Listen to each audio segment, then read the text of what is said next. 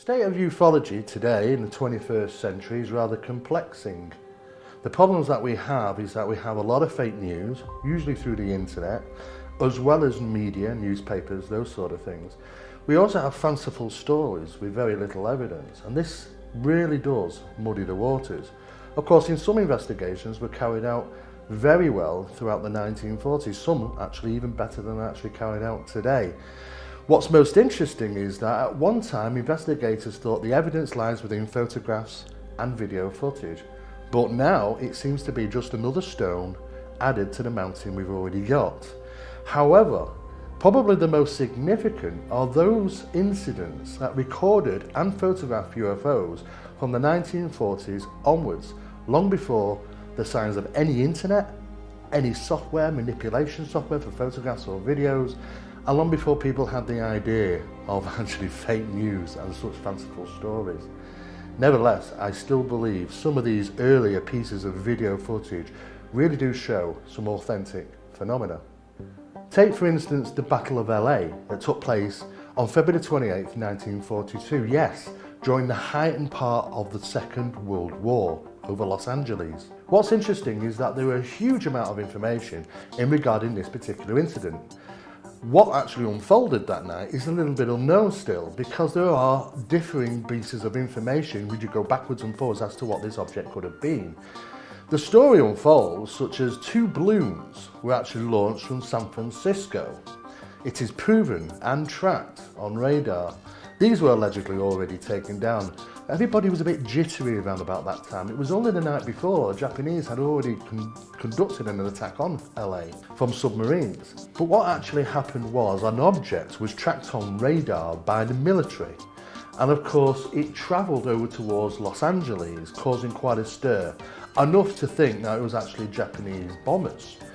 In fact, some people actually reported seeing Japanese bombers, even though we now know that Japan didn't actually send any over at that time. No aircraft over Los Angeles. So what was this mystery object? Other people reported seeing a bunch of balloons, or one large balloon as a weather balloon. Anti-aircraft guns went into action against unidentified aircraft in the Los Angeles area shortly after 3 a.m. Pacific wartime this morning. The anti-aircraft guns began barking during a blackout ordered by the 4th Interceptor Command at 2:25 a.m. The unidentified object, which some sources thought might be a blimp, moved slowly down the Pacific coast from Santa Monica and disappeared south of Long Beach. Army officials declined to comment on the possibility that the object might have been a blimp. However, it required nearly 30 minutes to travel some 25 miles, far slower than an airplane. Watchers on the rooftop of the Columbia Broadcasting Building in the heart of Hollywood could plainly see the flashes of guns and searchlights sweeping the skies in a wide arc along the coastal area. Concussion of the shells could be felt in downtown Los Angeles, 15 miles away. U.S. Army planes quickly took to the dark sky, but whether they contacted the object has not been announced. Army officials say they will not comment until they receive a full report of the action. There are numerous different stories out there. However, what actually unfolded was that the military bombarded a barrage of the anti-aircraft artillery on this particular object. It was flooded by searchlights for over an hour. What's fascinating is that there were some reports to suggest that they made several direct impacts on this object. Not one of them seemingly brought it down or even damaged it. It didn't even sway it from its course. It just trajected through the sky until it disappeared. We don't know what it was. There was no answer to it. Interestingly, a number of people were injured, and that was basically from the falling shrapnel, from the debris. But we don't actually know what the object was. Surely if it was a weather balloon, just one at least of these anti-aircraft projectiles would have damaged it, bringing down that balloon. But that actually wasn't the case. So that you can understand there was a bit of a disagreement between the army here, which said no way was that a weather balloon, and the military, Air Force, saying it must have been an air balloon. There's a number of photographs that have been taken of that incident. One which shows the UFO. It's a very famous photograph. Most people will recognize it. However, there are a number of other photographs taken that night as well, which didn't show anything unusual in the sky. There was only the one particular photograph that showed anything. And of course, all we were left with the following day was news stories. People reporting that the shrapnel had hit their homes, had buried itself in their pavements outside their homes, and stories like this. Of course, it was a hell of a stir. People were very upset. And in this particular case, we're left with no answers. Was it a plane? Was it a balloon? Was it something else? The mystery remains. Said to be one of the very first pieces of UFO footage ever filmed is the Montana Great Falls footage from 1950. Let's just take a look at this video. On August the 15th, 1950, in Great Falls, Montana, around about 11:25 a.m., two unusual objects were sighted and recorded. Noting that the wind was only 25 to 28 miles per hour and only reaching 37 miles per hour by 12:30 p.m, the objects were seemingly moving against the wind, which rules out the possibility of any balloons. The whole case was investigated by the United States Air Force, and they released their conclusion stating that it was the sun's reflection of two F-94 aircraft in the area. The footage was recorded by Nick Marana. He went on to describe the objects as bright and silvery, rotating while flying over the Great Falls at speed. He estimated them to be 200 to 400 miles per hour. He believed that they were roughly 50 feet wide and about 150 feet apart. This was filmed on a 16mm movie camera for about 60 seconds, and as you can see in the footage, you can clearly see these two objects in flight. What is interesting is that Nick Mariana stated that he first went out and saw these objects. They were moving across the sky. Then they actually stopped, completely stopped. At that point, he rushed off to the car to grab his camera and start filming them. Just as he pressed record on the camera, these objects were moving. And unfortunately, we didn't see them in a stationary position. But he did describe that when looking at them, he reckoned that they were actually disc-shaped. Also, what's also to take into consideration is that at that time, Nick was reforming the minor league baseball team. And this couldn't have really come at a better time, to be honest with you, because Nick went on to show his video of these objects at different events and different places, tied in to publicising the minor league baseball team. So it kind of helped out for him in a way.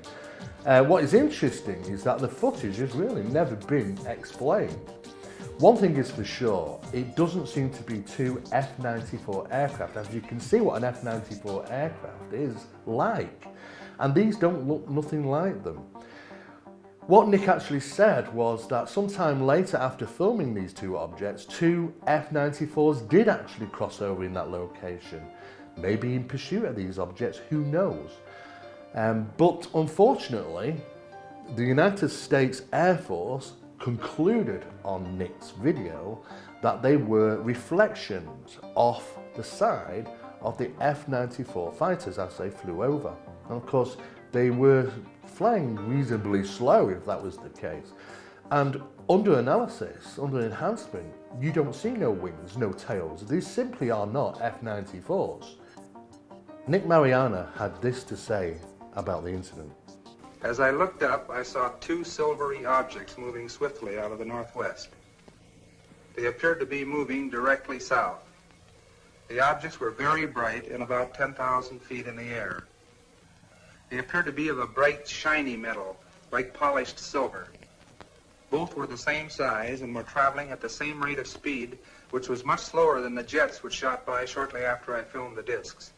Suddenly, they stopped. It was then I remembered the camera in the glove compartment of my car. I raced downstairs, yelling for my secretary, Miss Virginia Ronick. The distance from the top of the stairway to my car is about 60 feet, and I must have made that in about 6 jumps. I asked my secretary if she saw anything, and she said yes, 2 silvery spheres. I unlocked the glove compartment of my car, took out the camera, turned the telephoto lens on the turret into position, set the camera at f/22, picked up the objects in the viewfinder, and pressed the trigger. The discs appeared to be spinning like a top and were about 50 feet across and about 50 yards apart. I could not see any exhaust, wings, or any kind of fuselage. There was no cabin, no odor, no sound, except I thought I heard a whooshing sound when I first saw them. As the film clicked through the camera, I could see the objects moving southeast behind the General Mills grain building and the black water tank directly south of the ballpark. I filmed the objects until they disappeared into the blue sky behind the water tank. But it wasn't the last time these things were going to show up. Only 2 years later in Utah, these things were seen and recorded again on 16mm film. On July 2nd, 1952, Delbert Newhouse also caught something strange on his 16mm camera, which was also to back up the incident from Montana 1950, as he seemingly not only recorded the same type of phenomena, but multiple of these objects. Let's take a look at the film. About 7 miles after we passed through Trail Mountain, Utah, my wife noticed a group of objects in the sky that she could not identify. I pulled over to the side of the road, stopped, got out, looked up, and saw the objects.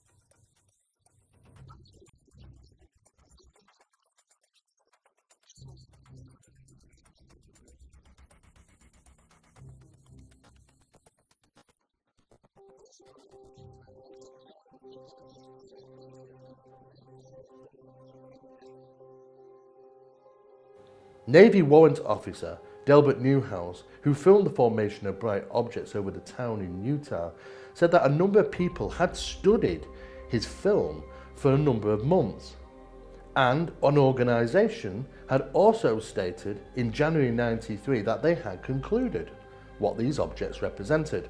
It was in fact the sponsored CIA Robertson panel, and they concluded that these were nothing more than birds in flight. We are aware that birds do have reflective underbellies, certainly like seagulls and birds like that. And they can seem to reflect light from the ground, even street lighting in some cases. On a sunny day, they can be seen to be white dots in the sky, especially when at a high altitude. Most of the time they're flying in formation. However, what we're actually seeing in Delbert Newhouse's film is something that I would not consider to be birds. They seem to be self-emitting light, like we've seen before, these UFO orbs or balls of light. Whatever they represent is very similar to the Montana 1950 footage that was taken only 2 years earlier. Now, we continue to have these sightings regularly around the world, especially in Mexico City. But it seems to me that whatever Delbert Newhouse recorded was more or less the same thing, except for the fact that there were more of them in the sky. And of course, they didn't seem to move like birds neither. I think, as far as it comes down to the CIA's sponsored Robertson panel's conclusion was that it was an inaccurate one, or one that was just to dismiss the incident. Nevertheless, though, I wasn't satisfied with that conclusion, and I'm sure a lot of other investigators out there might not be.